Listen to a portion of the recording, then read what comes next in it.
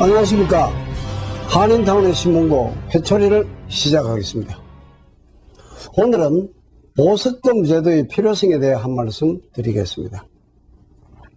캘리포니아에서는 형사 피의자나 피고인은 구금 상태에서 벗어나서 재판을 받을 수 있으며, 이때 인신의 자유와 도주의 우려를 막기 위해 보석금을 납부해야 됩니다. 보석금 제도는 무죄 추정의 원칙에 따라 형사사건 피고인에 대해 재판 전 인신구속은 지극히 제한적인 예외로 인정되어야 하며, 불구속 재판이 표준이 되어야 한다는 연방 대법원의 판결이 나오면서 뿌리를 내리기 시작했습니다. 그러나 비판론자들은 범죄자라도 돈이 있으면 사회에 실질적 위협이 된다 하더라도 구속을 피해가는 반면, 돈 없는 피고인들은 주변에 위협을 미칠 가능성이 희박하다 해도 구치소에 갇히게 된다며 보석금 제도의 불합리성을 지적합니다. 흔히 한국에서 이야기하는 유전 무죄, 무전 유죄라는 것과 맥이 통하는 주장입니다. 그리고 가족들에게도 경제적 부담을 준다는 것입니다. 이 말들에도 일견 일리가 있습니다만, 판사들은 피고인들의 법원 출두를 보장해주는 수단으로 보석금 제도만 한 것이 없다고 주장합니다. 또한 주정부와 지역 커뮤니티 교정위원회는 2015년만 해도 구치소 수감자의 63%에 해당되는 4만 6천 명이 선고를 확정하지 못했다며, 대다수의 카운티에서 수감자 한 명당 일일 비용이 약 $100가 소요되므로 수감자 유치를 위해 매일 $460만 혈세가 되는 것이라고 지적하고 있습니다. 그리고 똑같은 범죄 혐의를 받고 있어도 보석금은 사람마다 달라질 수 있습니다. 예를 들면 엄청난 갑부라면 살인 혐의를 받을 경우 수백만 달러의 보석금이 책정될 수 있는 반면, 가난한 사람이 과실치사를 저질렀다면 수만 달러 선에서 보석금이 정해질 수도 있습니다.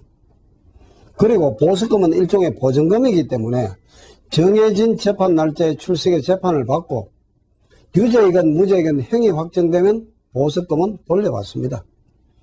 단 범죄 혐의자가 법정에 출두하지 않고 도망간다면 보석금은 법원에 의해 몰수됩니다.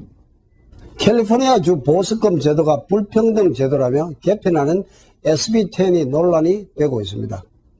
이 제도의 골자는 무죄 추정의 원칙에 의해 모든 범죄 용의자를 4시간 이내에 보석금 없이 풀어주자는 것입니다.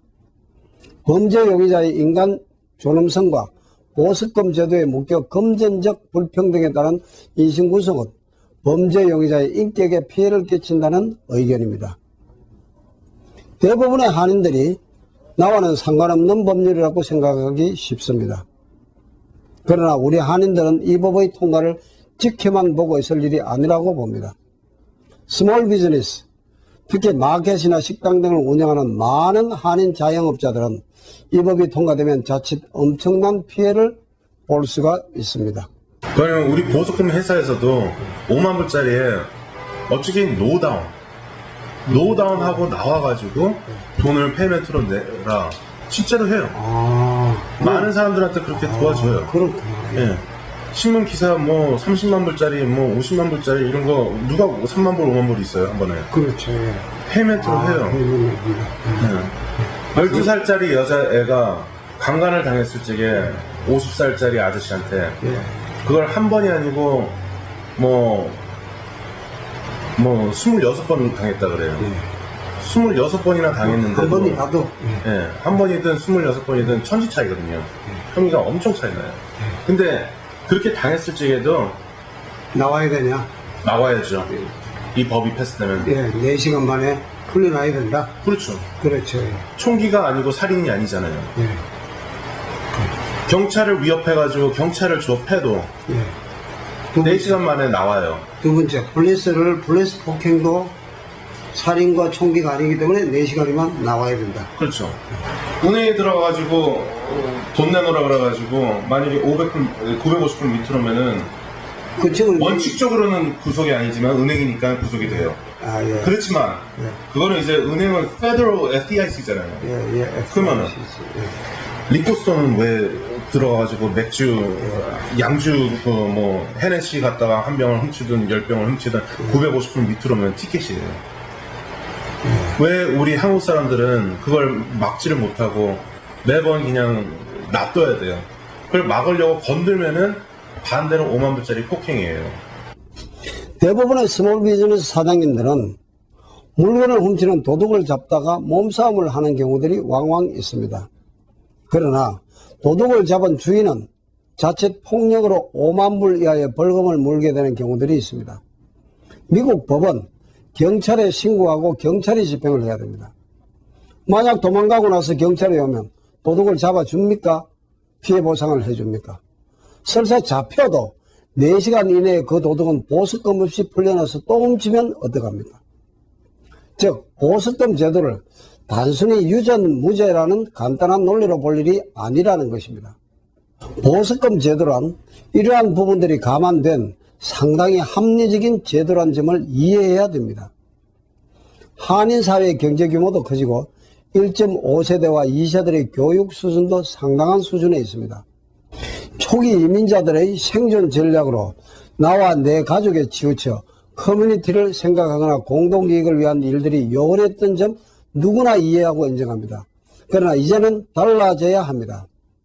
미국 교육을 받은 인텔리 1.5세나 2세들은 1세대들에게 보답을 하기 위해서라도 이런 문제나 법안들이 나오면 설명하고 우리 커뮤니티에 어떤 영향이 미치는지 등을 설명하고 유리한 쪽으로 선도하는 캠페인들을 해야 된다고 봅니다.